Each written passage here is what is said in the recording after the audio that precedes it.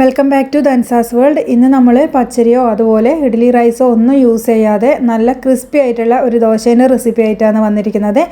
അപ്പോൾ ഇത് കഴിക്കാൻ വേണ്ടിയിട്ട് കറീൻ്റെ ആവശ്യം പോലുമില്ല, അത്രയും ടേസ്റ്റാണ്. നമുക്ക് വെറുതെ കഴിക്കാൻ, ചായൻ്റെ കൂടെയൊക്കെ കഴിക്കാൻ നല്ല ടേസ്റ്റാണ്. അതുപോലെ തന്നെ അതിൽ നല്ലൊരു ചട്നി നമ്മൾ ഉണ്ടാക്കുന്നുണ്ട്. തേങ്ങയില്ലാണ്ട് നല്ലൊരു വെള്ള ചട്നിയാണ് ഉണ്ടാക്കുന്നത്. അപ്പോൾ നമുക്ക് റെസിപ്പിയിലേക്ക് കിടക്കാം.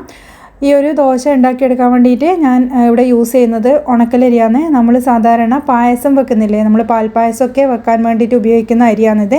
അപ്പോൾ ഇത് വെച്ചിട്ട് നിങ്ങളൊന്ന് ചെയ്ത് നോക്ക്, നല്ല ടേസ്റ്റാണ്. നമുക്ക് കറീൻ്റെ ആവശ്യം പോലുമില്ല ഈ ഒരു ദോശ കഴിക്കാൻ വേണ്ടിയിട്ട്. ഇനി ഇതിലേക്ക് നമ്മൾ എടുക്കുന്നത് ഒരു അര ഗ്ലാസ് ഉഴുന്നാണ്. ഉഴുന്ന് മുഴുവനായിട്ടുള്ളതാണ് എടുക്കുന്നത്. അപ്പോൾ അത് രണ്ടും കൂടി ഒരുമിച്ചിട്ട് നമ്മൾ ഇട്ട് കൊടുത്തിട്ടുണ്ട് ഒരു പാത്രത്തിലേക്ക്. ഇനി നമുക്ക് ഇതിലേക്ക് ചേർക്കേണ്ടത് ഒരു 1/4 ടീസ്പൂൺ ഉലുവയാണ്.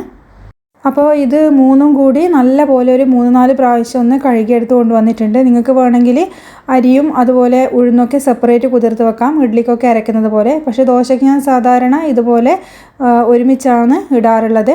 ഇനിയിപ്പോൾ ഇത് നമുക്കൊരു നല്ല വെള്ളം ഉപയോഗിച്ചിട്ടൊന്ന് കുതിർത്ത് വെച്ചിട്ട് ഒരു 3-4 മണിക്കൂർ കുതിരാൻ വേണ്ടി മാറ്റി വെക്കാം. അപ്പോൾ ഇതൊരു 4 മണിക്കൂർ കഴിഞ്ഞിട്ടുണ്ട്. നമ്മൾ അരിയും ഉഴുന്നും നന്നായിട്ട് തന്നെ കുതിർന്ന് കിട്ടിയിട്ടുണ്ട്. ഇനി ഇത് മിക്സീൻ്റെ ജാറിലേക്ക് മാറ്റി കൊടുക്കുന്നുണ്ട്. അപ്പോൾ നമ്മൾ ആ ഒരു സെയിം വെള്ളം തന്നെ ഉപയോഗിച്ചാണ് ഇത് അരച്ചെടുക്കുന്നത്. അതുപോലെ ഇതിലേക്കൊരു കയ്യിൽ ചോറ് ചേർക്കുന്നുണ്ട്. എന്നിട്ട് ഇതാ നമ്മൾ നല്ല സോഫ്റ്റ് ആയിട്ടാണ് ഇത് അരച്ചെടുക്കുന്നത്. തരിതരിപ്പൊന്നും ഇല്ലാണ്ടാണ് ഇതുപോലെ ഒന്ന് അരച്ചെടുക്കുക.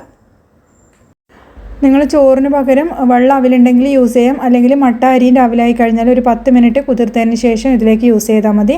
അപ്പോൾ അരച്ചുകൊണ്ട് വന്നത് നമ്മളിത് ഒരു ബൗളിലേക്ക് മാറ്റിയിട്ട് കുറച്ച് വെള്ളം കൂടിയും ചേർത്തിട്ട് ഇതിലേക്ക് ഒഴിച്ചു കൊടുത്തിട്ടുണ്ട്. ഇനി ഇതൊരു കയ്യിൽ വെച്ചിട്ട് നന്നായിട്ട് തന്നെ യോജിപ്പിച്ച് കൊടുക്കുന്നുണ്ട്.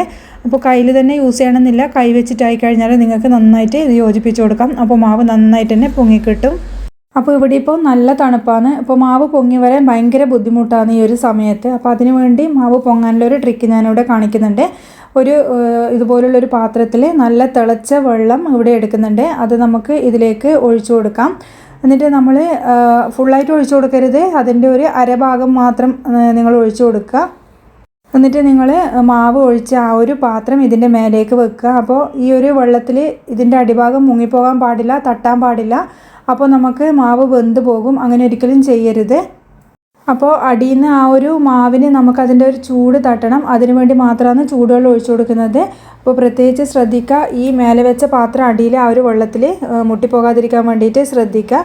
എന്നിട്ട് നമുക്ക് സാധാരണ മാവ് പൊങ്ങാൻ വേണ്ടിയിട്ട് നമ്മൾ മാറ്റി വെക്കുന്നുണ്ടല്ലോ, ഒരു 8-10 മണിക്കൂർ മാറ്റി വെക്കുന്നുണ്ടല്ലോ. അപ്പോൾ ചൂടുള്ള കാലാവസ്ഥേനേക്കാളും നമുക്ക് തണുത്ത കാലാവസ്ഥയിൽ ഒരു 10-12 മണിക്കൂറെങ്കിലും മാവ് പൊങ്ങാൻ വേണ്ടി വരും. അതുപോലെ നിങ്ങൾ മാറ്റി വെക്കുക.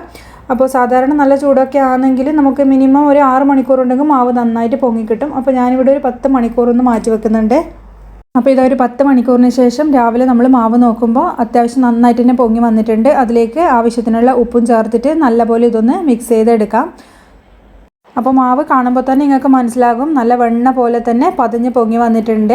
അതായത് നിങ്ങൾക്ക് തണുത്ത കാലാവസ്ഥയിലായി കഴിഞ്ഞാലും മാവ് പൊങ്ങി കിട്ടുന്നില്ല എന്ന് ബുദ്ധിമുട്ടുണ്ടെങ്കിൽ നിങ്ങൾക്ക് ഇതുപോലെ ചെയ്തെടുത്താൽ മതിയാകും. നിങ്ങൾ മാവ് അരയ്ക്കുമ്പോൾ കൈകൊണ്ട് നന്നായിട്ട് മിക്സ് ചെയ്തിട്ട് ഇതുപോലെ ചൂടുള്ള വെള്ളത്തിൻ്റെ മേലെ നിങ്ങൾ മാവ് വെച്ച് കൊടുത്താൽ മാത്രം മതിയാകും. അപ്പോൾ ഇത് നല്ലപോലെ ഒന്ന് മിക്സ് ചെയ്തെടുത്തിട്ടുണ്ട്.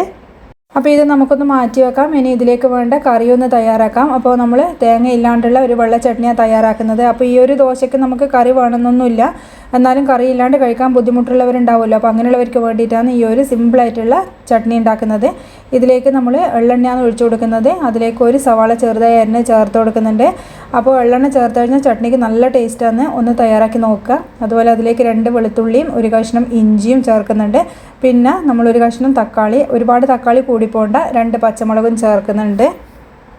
അപ്പോൾ തക്കാളിക്ക് പകരം നിങ്ങൾക്ക് ഒരു ചെറിയ കഷ്ണം പുളി എടുത്താലും മതിയാകും. അപ്പോൾ തക്കാളി ചേർക്കുന്നത് കൊണ്ട് ആ ഒരു വെള്ള ചട്നീൻ്റെ കളർ ഒന്ന് ചെറിയൊരു പിങ്ക് ആവാൻ സാധ്യതയുണ്ട്. അപ്പോൾ അതുകൊണ്ട് പുളി എടുത്താലും മതിയാകും. അപ്പോൾ നമ്മൾ ഇതിലേക്ക് ഒരു ഇത്തിരി ഉപ്പ് ചേർത്ത് കൊടുക്കുന്നുണ്ട്. എന്നിട്ട് നല്ലപോലെ ഇതൊന്ന് മിക്സ് ചെയ്ത് കൊടുക്കാം. ഇനി ഇതിലേക്ക് നമുക്കൊരു 3-4 കറിവേപ്പിലേൻ്റെ ഇതളും കൂടിയും ചേർത്തിട്ട് ചെറിയ തീയിലിട്ടിട്ട് ഒന്ന് വാട്ടിയെടുക്കാം. അപ്പോൾ ഇത് ഒരുപാടങ്ങ് വഴന്ന് കിട്ടേണ്ട ആവശ്യമൊന്നുമില്ല, അതിൻ്റെ ഒരു കളറൊന്ന് മാറിയാൽ മതി. ഒരു പച്ച ചൊവയൊക്കെ ഒന്ന് മാറി വരുന്നത് വരെ മാത്രം വഴറ്റി കൊടുക്കുക. പിന്നെ ഈ ഒരു സമയം നമ്മൾ ചേർക്കുന്നത് 1/4 കപ്പ് പൊട്ടുകടലയാണ്. അപ്പോൾ പൊട്ടുകടല ചേർത്ത് കഴിഞ്ഞാൽ നമുക്ക് തേങ്ങ ചേർക്കേണ്ട ആവശ്യമില്ല, നല്ലൊരു രുചിയാണ്. അപ്പോൾ തയ്യാറാക്കി നോക്കാത്തവരുണ്ടെങ്കിൽ തീർച്ചയായും ഒന്ന് ട്രൈ ചെയ്ത് നോക്കണേ. അപ്പോൾ അതും കൂടി ഇട്ടതിന് ശേഷം നമ്മളിതിലേക്ക് ചേർക്കുന്നത് 1/4 കപ്പിൻ്റെ പകുതി അളവിൽ നിലക്കടലയാണ്. അപ്പോൾ നിലക്കടല തൊലി കളഞ്ഞ നിലക്കടല ചേർത്തത്. അപ്പോൾ നിങ്ങളുടെ അടുത്ത് തൊലിയോട് കൂടിയുള്ളതാണെങ്കിൽ ഒന്ന് വറുത്തതിന് ശേഷം നിങ്ങൾ അതിൻ്റെ തൊലി കളഞ്ഞിട്ട് മാത്രം ചേർത്ത് കൊടുക്കുക. അപ്പോൾ ഇതെല്ലാം കൂടി നല്ലപോലെ ചെറിയ തിലിട്ടിട്ട് ഒന്ന് മിക്സ് ചെയ്തെടുക്കുന്നുണ്ട്. ഇനിയിപ്പോൾ നമുക്ക് ഫ്ലെയിം ഒന്ന് ഓഫ് ചെയ്യാം, എന്നിട്ട് തണുക്കാൻ വേണ്ടിയിട്ടൊന്ന് മാറ്റി വെക്കണം. അപ്പോൾ മിക്സിൻ്റെ ജാറിലേക്ക് തണുത്തതിന് ശേഷം മാത്രമേ ഇട്ട് കൊടുക്കാൻ പാടുള്ളൂ. അപ്പോൾ ഞാൻ ഇതൊന്ന് തണുക്കാൻ വേണ്ടി മാറ്റി വെക്കുന്നുണ്ട്. അപ്പോൾ നന്നായിട്ട് തണുത്തതിന് ശേഷം മാത്രം മിക്സിൻ്റെ ജാറിലേക്ക് ഇട്ട് കൊടുക്കാം. ഇനി ഇതിലേക്ക് ഒരു 1/4 കപ്പ് വെള്ളം കൂടിയും ചേർത്തിട്ട് നമുക്ക് അരച്ചെടുക്കാം. വെള്ളം ആവശ്യമുണ്ടെങ്കിൽ പിന്നീട് ചേർത്ത് കൊടുത്താൽ മതി. അപ്പോൾ ഈ ഒരു സമയത്ത് ഒരുപാട് വെള്ളം ചേർത്ത് കഴിഞ്ഞാൽ അരക്കാൻ ബുദ്ധിമുട്ടാകും. അപ്പോൾ നമ്മളിതാ ഇങ്ങനെ അരച്ചെടുത്തുകൊണ്ട് വന്നിട്ടുണ്ട്. ഒരുപാടങ്ങ് പേസ്റ്റ് പോലെ അരച്ചെടുക്കേണ്ട ആവശ്യമില്ല. അപ്പോൾ ചട്നി സാധാരണ ഹോട്ടലിൽ നിന്നൊക്കെ കഴിച്ചവർക്ക് മനസ്സിലാകും, അതിലൊരുപാടങ്ങ് അരിഞ്ഞു പോവില്ല.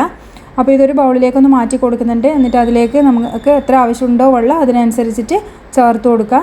അപ്പോൾ ഒരുപാട് ലൂസായിട്ടുള്ള ചട്നി ആയിരിക്കില്ല, കുറച്ച് തിക്കായിട്ടുള്ള ചട്നി ആയിരിക്കും. ഇതുപോലുള്ള വെള്ള ചട്നിക്കൊക്കെ നല്ല ടേസ്റ്റ് ഉണ്ടാകുക. അപ്പോൾ അത്യാവശ്യത്തിന് മാത്രം വെള്ളം ചേർത്ത് കൊടുത്തിട്ട് ഒന്ന് മിക്സ് ചെയ്തെടുക്കുക. അപ്പോൾ നമ്മളിതിൽ ഇതുവരെയായിട്ടും ഉപ്പ് ചെക്ക് ചെയ്ത് നോക്കിയില്ല. അപ്പോൾ ഞാൻ നോക്കുമ്പോൾ കുറച്ച് കുറവായിരുന്നു കേട്ടോ. അപ്പോൾ അതുകൊണ്ട് ഇത്തിരി ഉപ്പും കൂടി ഇതിലേക്ക് ചേർത്ത് കൊടുത്തിട്ടുണ്ട്. അപ്പോൾ ഞാൻ നേരത്തെ പറഞ്ഞതുപോലെ ആ ഒരു തക്കാളി ചേർത്തുകൊണ്ടാണ് ഈ ഒരു വെള്ള ചട്നീൻ്റെ കളർ ഒരു ലൈറ്റ് പിങ്ക് കളറായി വരുന്നത്. അപ്പോൾ നിങ്ങൾ പുളി തന്നെ ചേർത്ത് കൊടുക്കുക, അല്ലെങ്കിൽ പുളിക്ക് പകരം 1 ടീസ്പൂൺ തൈര് ചേർത്താലും മതിയാകും. ഇനി ലാസ്റ്റ് നമുക്കിതിലേക്ക് കടുകും കറിവേപ്പിലയും വറ്റൽമുളകും അതുപോലെ ഒരു നുള്ള് ഉഴുന്ന് പരിപ്പും കൂടിയും വറുത്തിട്ട് കഴിഞ്ഞാൽ നമ്മൾ ഹോട്ടലിൽ കഴിക്കുന്ന ആ ഒരു ടേസ്റ്റുള്ള ചട്നിയുടെ റെഡിയായി. അപ്പോൾ നമ്മൾ വെളിച്ചെണ്ണയ്ക്ക് പകരം വറുത്തിടാൻ എടുത്തതും നമ്മളുടെ എള്ളെണ്ണയാണ്. അപ്പോൾ അങ്ങനെ ചെയ്ത് നോക്കുക. ചട്നിക്കും അതുപോലെ ദോശക്കൊക്കെ എള്ളെണ്ണ നമ്മൾ യൂസ് ചെയ്യുമ്പോൾ നല്ല ടേസ്റ്റാണ്. അപ്പോൾ നമ്മളെ നല്ല ഹെൽത്തി ആയിട്ടുള്ള നല്ല ടേസ്റ്റി ആയിട്ടുള്ള ചട്നി ഇവിടെ റെഡിയായി. അപ്പോൾ വളരെ പെട്ടെന്ന് തന്നെ ഉണ്ടാക്കാൻ പറ്റുന്ന ചട്നീൻ്റെ റെസിപ്പിയാണ്. അപ്പോൾ രാവിലെ തിരക്കൊക്കെ പിടിച്ച സമയങ്ങളിൽ എല്ലാവർക്കും ഉണ്ടാക്കാൻ പറ്റുന്ന വളരെ പെട്ടെന്ന് ഉണ്ടാക്കാൻ പറ്റുന്ന ഒരു റെസിപ്പിയാണ്. അപ്പോൾ ഇനി നമുക്ക് ദോശ ഉണ്ടാക്കാൻ തുടങ്ങാം. അപ്പോൾ ഇതാ ദോശക്കല്ലിൽ നമുക്ക് എണ്ണ പുരട്ടി കൊടുക്കാം. അതും ഞാൻ എള്ളെണ്ണയാണ് യൂസ് ചെയ്യുന്നത്. അപ്പോൾ ഫ്ലെയിം നന്നായിട്ട് ഉണ്ടെങ്കിൽ ഫ്ലെയിമൊക്കെ ഒന്ന് കുറച്ച് വെച്ച് കൊടുക്കുക. ഒരു മീഡിയം ഫ്ലെയിമിൽ മാത്രമേ നമ്മൾ തീ വെക്കാൻ പാടുള്ളൂ. എന്നിട്ട് നമുക്കിതാ നല്ല നേർങ്ങനെ ക്രിസ്പി ആയിട്ടുള്ള ദോശ തയ്യാറാക്കി എടുക്കാൻ പറ്റും. അതുപോലെ ചൂട് കല്ലിൻ്റെ കൂടുന്നുണ്ടെങ്കിൽ പച്ചവെള്ളമൊക്കെ തളിച്ചിട്ട് ഒന്ന് അഡ്ജസ്റ്റ് ചെയ്ത് കൊടുക്കണം.